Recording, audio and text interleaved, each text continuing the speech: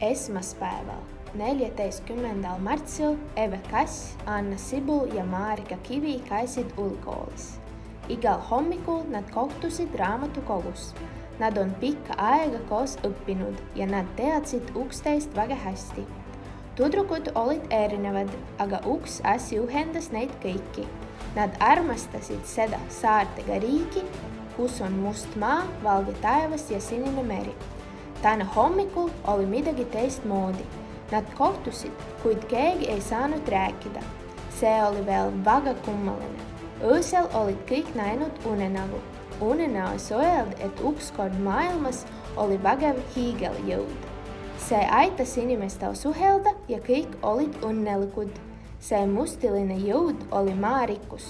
Kui legend ütles, et ühel päeval jõud võib kaduda, siis nad peavad leidma oma tee tagasi selles juurde.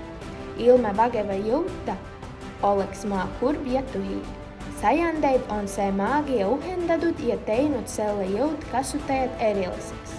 Eve, Ann ja Maarika teadsid, et keegi ei olnud selle päritolust täiesti teadlik, aga nad olid kindlad kui aamen kirikus, et enam kui 700 aastat tagasi oli esimene kord, kui seda kasutati kirjalikus vormis.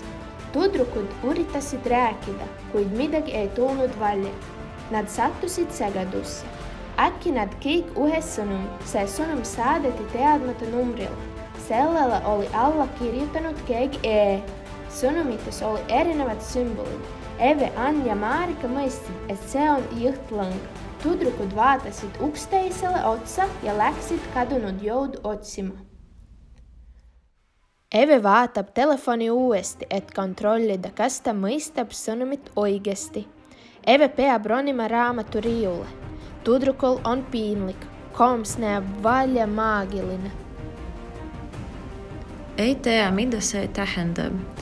Ta jookseb seda sõbrannadele näitama, kui telefonis on veel üks SMS müstiliselt E-lt. Ann saab sõnumi raamatu sümboliga. Kust peaks seda otsima?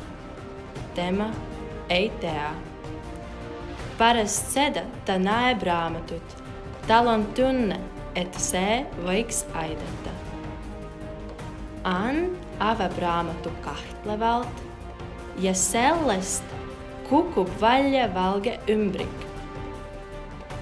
Maarika sõnumis olid sümbolid aken ja puu. See tähendab, et sa pead vaatama kusagilt välja. Tudrukut vaatab ringi. Kuskil peaks olema aken, mis aitaks leida salajast jõudu. Ta arvab, et ta ei leia midagi, aga siis näeb ta midagi huvitavat. Umbrik langeb tema jalge ette maha. Eve saab sõnumi. Eve järgib juhised ja leiab koogid. Kes võis arvata, kus see kongs ongi? Eve vaatab koogi, aga ei näe midagi kahtlast. Ta korjab ühe, sest ta tahab seda maitsta ja märkab, et kookide all on veel üks umbrik. Eve võtab umbriku ja paneb seejärel kotti. Samal ajal Ann saab veel ühe sõnumi. Ta peab minema pimedasse ruumi. Ta läheb sisse, aga uks sulgub ta taga. Ta ei saa auks jääda. Mis siin toimub? Tudruk on segaduses. Kõik vilgub. Pärast 5. korda näeb Ann põrandal umbriku. Ta paneb umbriku taskusse ja otsib teisi tudrukuid. Otsimine on väsitav. Eve vaatab telefoni ja saab täpselt siis sõnumi. Sõnumis on uus pilt. Toit. Eve on õnnelik, sest ta tahab süüa. Tudruk võtab kammapaki ja seal on üllatus. Umbrik.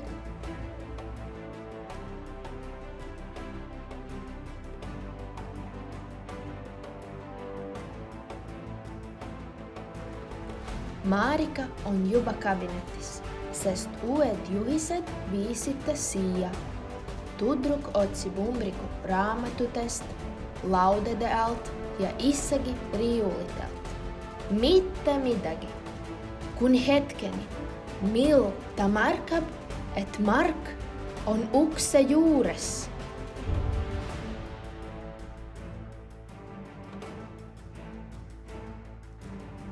Hetke pärast sõbrale saabub uus sõnum. See on juhatus. kuhu minna edasi. Kõik kohtuvad, koos on neil 6 umbriku. Tüdrukud vaatavad üksteist ja avavad need. Umbrikutes on 9 tähte. Nad moodustasid nendest tähtedest sõnad. Tee, kee, see, kest, leek, lest, kits, lesk, seik, selg. Aeg läheb, aga parooli leidmine ei õnnestu. Nii palju sõnu saab kokku panna. Hetkel, kui tundub, et midagi ei saa teha, saavad tüdrukud uue sõnumi. Seekord ei ole see uus sümbol telefonis. Lauale nende ees avaneb paperrull. See on kindlasti vana ja maagiline, sest tüdrukud ei näe, kust see tuleb. Nad on ärevil. Rullil on sõnum, mis näeb välja nagu luuletus. Tüdrukud hakkavad lugema, kuid ei mõista seda sõnumit.